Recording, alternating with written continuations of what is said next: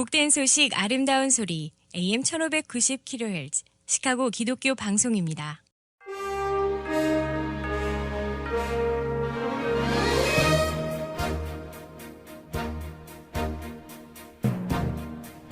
청취자 여러분 안녕하십니까? 12월 27일 화요일 KCBS 헤드라인 뉴스입니다.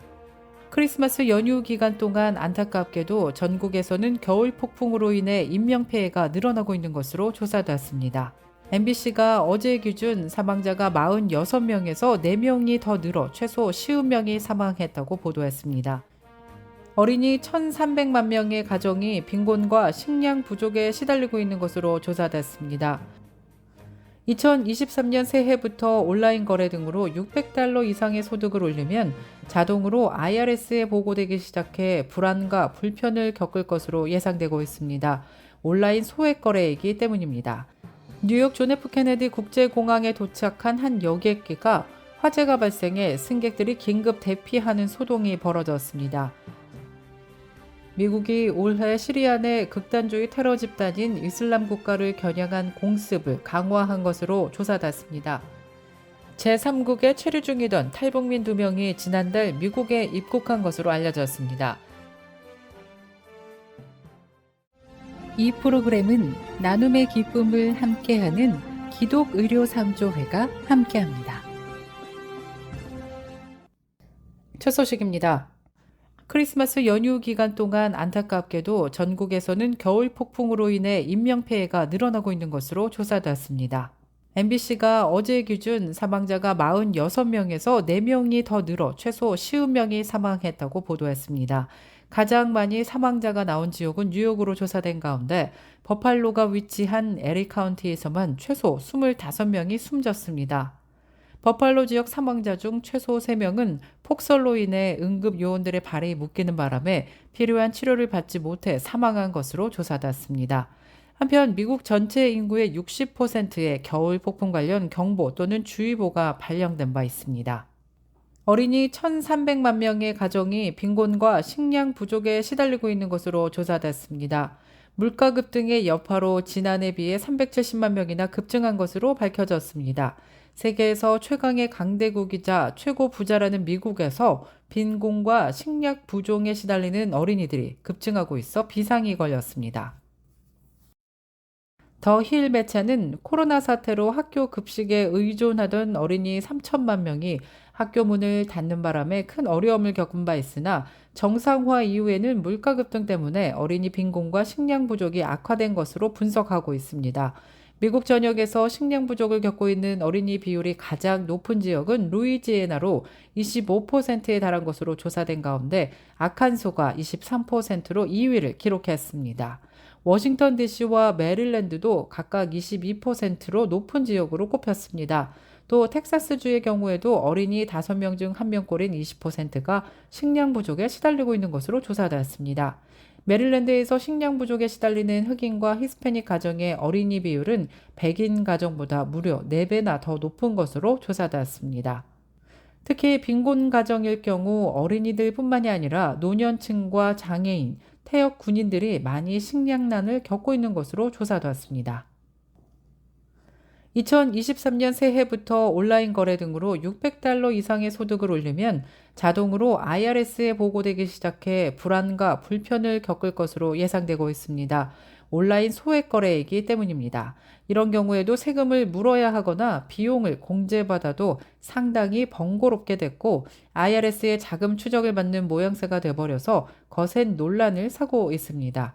바이든 정부의 새로운 IRS 자금 추적은 오는 2023년 새해부터 시행에 돌입하게 되지만 논란은 더욱 커지고 있습니다.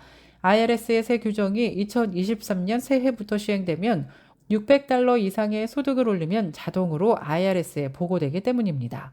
이베이나 우버 등 온라인 상거래 사이트를 통해 물건을 팔거나 서비스를 제공하고 벤모, 페이팔 등을 통해 송금받는 경우에는 건당 $600부터 모두 IRS에 보고됩니다. 현재까지는 $20,000 이상이거나 온라인 거래가 200번 이상에 대해서만 IRS에 보고됐습니다. 뉴욕 존 F 케네디 국제공항에 도착한 한 여객기가 화재가 발생해 승객들이 긴급 대피하는 소동이 벌어졌습니다.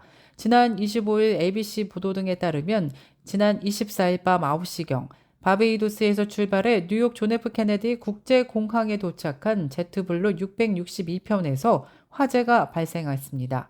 연방항공국에 따르면 사건 발생 직후 승무원은 기내에 있는 노트북에서 연기가 나고 있다는 신고를 했고 이후 휴대전화 충전기인 것으로 조사됐습니다. 승객들은 비행기 뒤쪽부터 빠르게 연기로 채워지기 시작했다고 전했는데요. 누군가 불이 났다고 소리치면서 기내는 순식간에 아수라장이 됐다고 합니다. 그러나 기장이 재빨리 소화기를 들고 좌석과 승객들을 향해 불을 껐다고 전했는데요. 승객들은 비상탈출 슬라이드를 통해 대피했고 이 가운데 5명은 경상을 입은 것으로 알려졌습니다. 미국이 올해 시리아 내 극단주의 테러 집단인 이슬람 국가를 겨냥한 공습을 강화한 것으로 조사됐습니다. 미군 중부사령부 대변인 등 군 관계자는 군이 지상 및 헬기 작전을 올해만 최소 10번 넘게 단행했다고 밝혔습니다. 가장 최근에는 이달 20일인 미군이 쿠드루 민병대를 주축으로 구성된 시리아 민주군과 함께 3건의 군사작전을 진행, IS 요원 6명을 구금했다고 파악했습니다.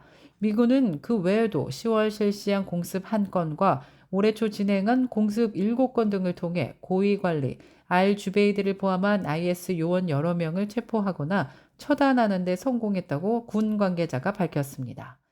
제3국에 체류 중이던 탈북민 2명이 지난달 미국에 입국한 것으로 알려졌습니다. 미국 정부와 민간단체 관계자가 지난달 제3국 내 탈북민 2명이 현지 미국 공관 등의 도움으로 인도주의 임시 입국 허가를 받아 미국에 도착했음을 확인했다고 미국의 소리방송이 지난 25일 보도했습니다. 인도주의 임시 입국 허가는 미국 밖에 체류 중인 외국인이 긴급한 인도주의적 또는 중대한 공익상의 이유로 신청해 미국 이민국의 승인을 받아 미국에 입국하는 수단 중 하나입니다.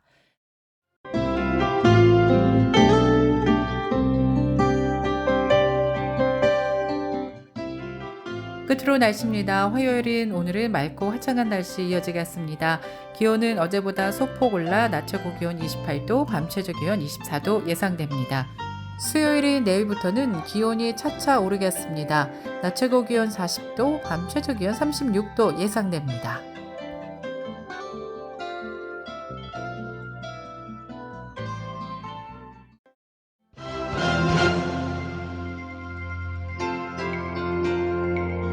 이상으로 KCBS 뉴스를 마칩니다. 지금까지 KCBS 뉴스 유정임이었습니다. 청취해주신 여러분 고맙습니다.